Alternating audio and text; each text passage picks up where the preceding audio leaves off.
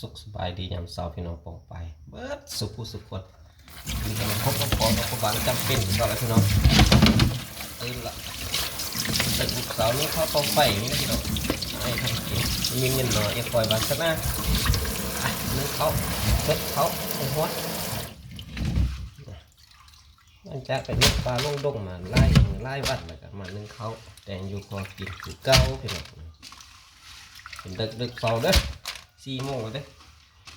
มีตื่น3 โมงมื้อนี้นะแต่ว่าเบิ่งข่าวอีพี่ป๊อปอีกะลี40 บาทแล้วมันเริ่มหมกเลือดใจมันบอกนี่บอกว่าแต่ลาว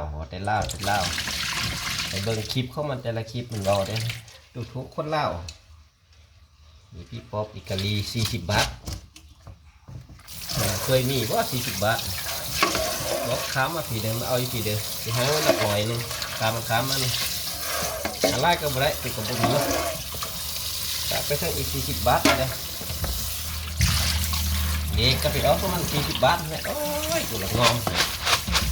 ก็ได้กระบอกเด็ก40 บาทถ่ายมันก็ออก40 อีแล้วทำประมาณบล็อกเหล็กเนาะยังก็ซื้อ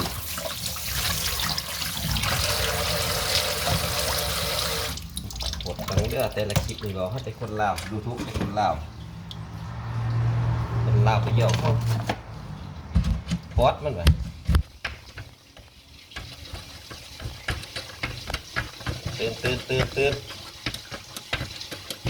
ตื่นมาได้3 โมงเปิดได้บ่ได้ก็เฮ็ดในอีกคลิปอีกะลีอัน40 บาทเลขออก40 บาทอีลีนี่มันนึ่งเขานี่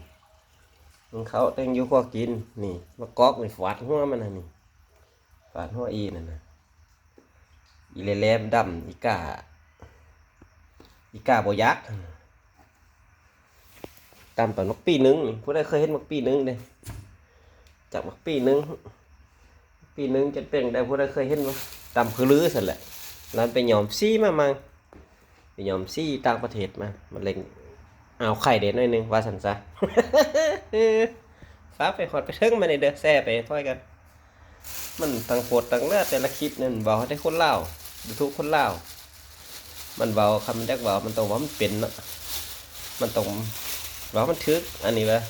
ประเทศลาวมันประเทศลาวโอ้อีต้นปีนเอ้ยมันได้มันว่าประเทศลาวประเทศลาวมันคือบัดทุกคนบอกยังว่ามันเป็นบางคนมึงจังทึกมึงต้องเบาว่าประเทศลาวถ้ามึงอยากเฮ็ดคอนเทนต์มึงก็ต้องว่าบ่ต้องว่าประเทศลาวคำว่าประเทศลาวมันต้องเมารวมอีซัวอีบ่มีความหมายอีบ่มีคุณค่าฝาดมือเอ้ยเหล็กออก40 บาทแล้วโอเคบ๊ายบายมานึ่งข้าวในกินนี่เห็นบ่ตื่นดึกลูกสาวนึ่งข้าวเบาไฟนี่